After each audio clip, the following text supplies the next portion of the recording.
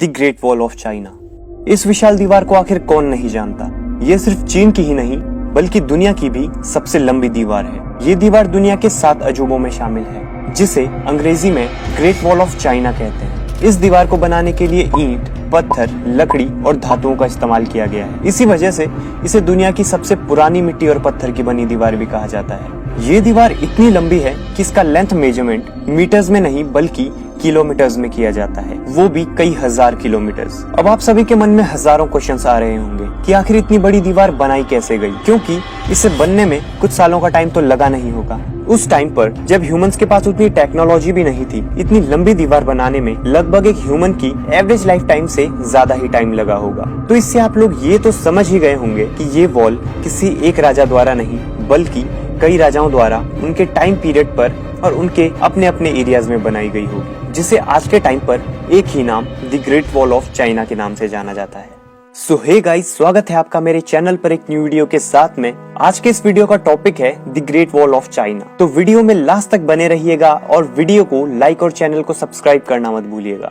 चीन की दीवार वास्तव में कई दीवारों से मिलकर बनी है। इसे बनाने की शुरुआत BCE 5वीं शताब्दी से हुई थी, जो 16वीं शताब्दी तक चली। इस दीवार की एक और खास बात है कि इसे बनवाने की कल्पना चीन के पहले सम्राट किन शी हुआंग ने की थी, लेकिन उनके सैकड़ों साल बाद इसका निर्माण कार्य आरंभ हुआ था। चीन के लोग इस दीवार को वान ली चैंगचेंग के नाम से जानते हैं। इस दीवार की अगर चौड़ाई की बात करें तो ये इतनी है कि इस पर एक साथ 5 घोड़े या 10 पैदल सैनिक एक साथ चल सकते हैं।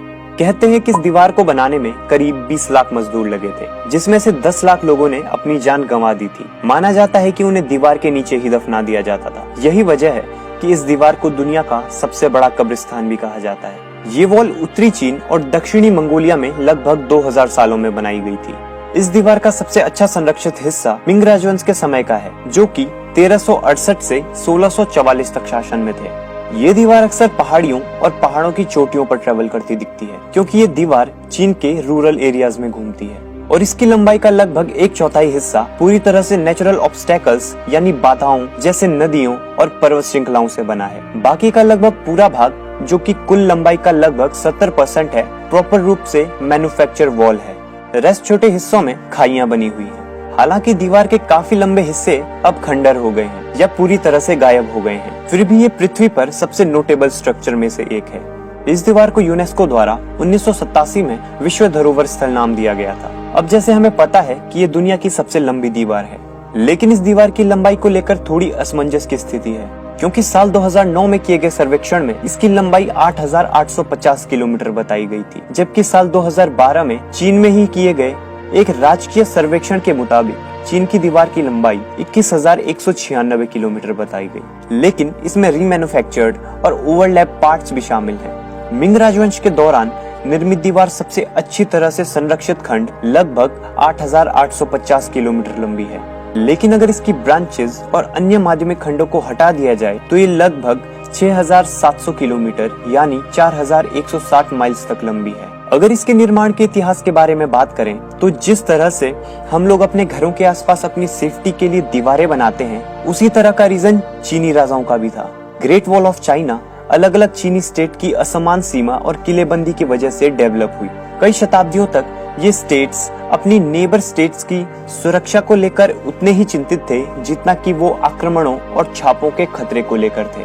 अब अगर बात करें कि चीन की महान दीवार कितनी पुरानी है, तो इतिहासकार आमतौर पर वसंत या फिर विंटर्स के मंथ में 770 से 476 BC और वॉर एरियाज में 475 से 221 BC के दौरान बनाई गई रक्षात्मक दीवारों को उस स्ट्रक्चर का सबसे पहला खंड मानते हैं, जो अंततः चीन की महान दीवार के रूप में जानी जाती है और इसे लगभग 3000 साल पुरानी तक बताया जाता है। लगभग BCE 7वीं शताब्दी में चू राज्य ने एक स्थायी रक्षात्मक प्रणाली का निर्माण शुरू किया, जिसे स्क्वायर वॉल नाम दिया गया। 6ठी से 4थी शताब्दी तक अन्य राज्यों ने चू के एग्जाम्पल को फॉलो किया और क्यूई राज्य के साउथर्न पार्ट में मौजूद नदी तट, न्यूली मैन्युफैक्चर्ड बांधों और पहाड़ी इलाकों को यूज करके धीरे धीरे एक दीवार बनाई गई थी। झोंगशान में भी दक्षिण पश्चिम में झाओ और किन राज्यों के आक्रमण को विफल करने के लिए एक दीवार प्रणाली बनाई गई थी। राजा हुई, जिनका टाइम पीरियड 370 से 335 BC तक था, उनके शासनकाल के दौरान भी एक वॉल बनी। झेंग राज्य ने भी एक दीवार प्रणाली बनाई, जिसे झिंग पर विजय प्राप्त करने के बाद हान राज्य द्वारा फिर से बनाया गया था। झाओ राज्य ने एक दक्षिणी दीवार और एक उत्तरी दीवार पूरी की। दक्षिणी दीवार मुख्य रूप से वेई राज्य के खिलाफ सुरक्षा के रूप में बनाई गई थी। यान राज्य में भी 2 अलग अलग रक्षात्मक रेखाएं तैयार की गई। 290 बीसी में यान राज्य ने यान पर्वत के साथ साथ उत्तरी दीवार का निर्माण किया, जो प्राचीन शहर जियांगपिंग तक फैली हुई थी। यह झांगो काल के दौरान बनाई गई महान दीवार का आखिरी खंड था। इसी तरह चीन के कई राजाओं ने अपनी नीड्स के अकॉर्डिंग इन वॉल्स को बनाया था और आज ये हमारे बीच में एक हिस्टोरिकल स्ट्रक्चर या टॉपिक के रूप में the great wall of China के नाम से पॉपुलर है। और टाइम पे आप लोगों ने इस दीवार के बारे में एक मिथ भी सुना होगा कि इस वॉल को स्पेस से देखा जा सकता है, लेकिन ये बात सही तो है, लेकिन पूरी तरह नहीं, क्योंकि आप आमतौर पर चीन की दीवार को अंतरिक्ष से नहीं देख सकते। ये दावा तब खारिज हो गया जब अंतरिक्ष यात्रियों ने कहा कि चीन की दीवार चंद्रमा से नॉर्मल आंखों से नहीं दिखाई देती है।